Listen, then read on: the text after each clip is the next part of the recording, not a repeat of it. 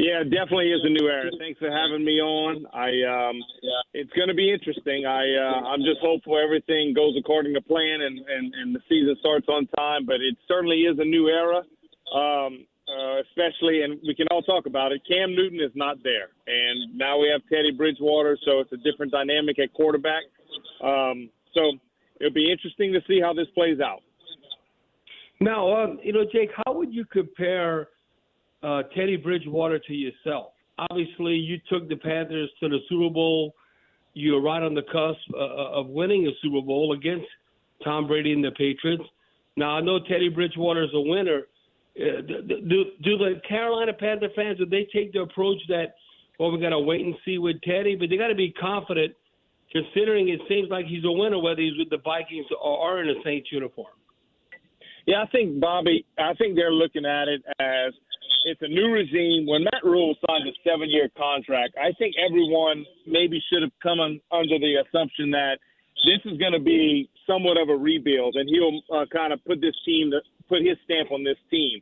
And with the injuries that Cam has had the last couple of years, you were hopeful he could come back healthy, but the Panthers went in another direction. So you're bringing Teddy in, who's an adult in the room, as I like to call it. No one has ever said anything bad about Teddy. He's a leader of men. Joe Brady, now the offensive coordinator, was with New Orleans 2018, so there's a familiarity there. And obviously he must have thought highly of Teddy. And they have some weapons now. Getting McCaffrey done, I think, was huge.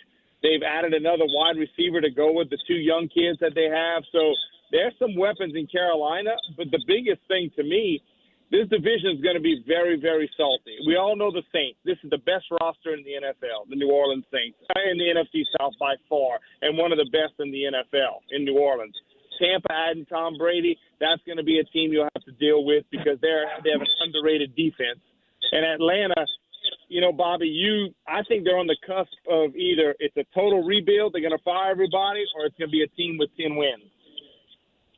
Yeah, the Falcons are probably, I would say, they're a prime candidate to become the latest quick turnaround story in the NFL because it seems like they've been underachievers now for a few seasons now, ever since all of a sudden I think it just hit them right in the face. How in the hell we didn't win that Super Bowl against New England? But the talent's there. I'm a Matt Ryan fan. But, Jake, what is the fan base's take? Because one thing, Carolina seemed like they always had stout defenses.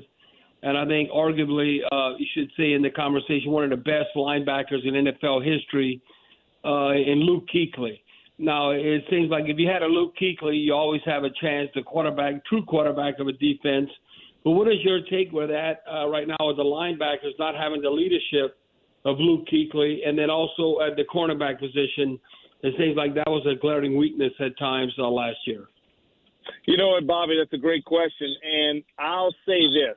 I watched Luke Kuechly obviously play most of the games last season because of being the color analyst, and I watched him get taken on by linemen play after play, and he wasn't a free runner. You ask any linebacker, you're as good as those 2 big guys in front of you.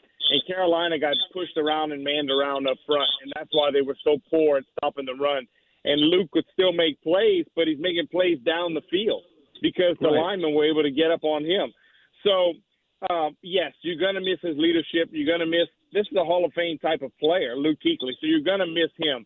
How do we stop the run?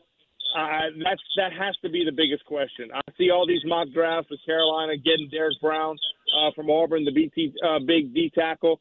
I hope and pray that happens because you have to stop the run. K'Wan Short is a top 5 player in the National Football League on the defensive line. He missed the majority of last season with an injury.